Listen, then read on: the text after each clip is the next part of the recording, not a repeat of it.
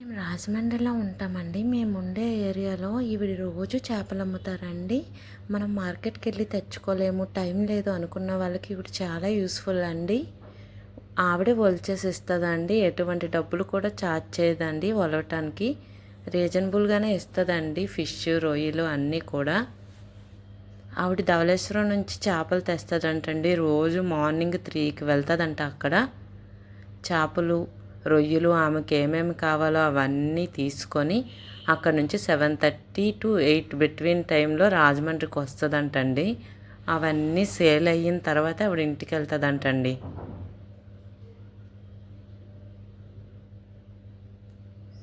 But చాలా ఫ్రెష్గా ఉంటాయండి ఈవిడ దగ్గర ఫిష్. రాజమండ్రిలో ఉండే వాళ్ళకి మీకు ఎవరికైనా ఈమె తెలుసా? ఎప్పుడైనా చూసారా?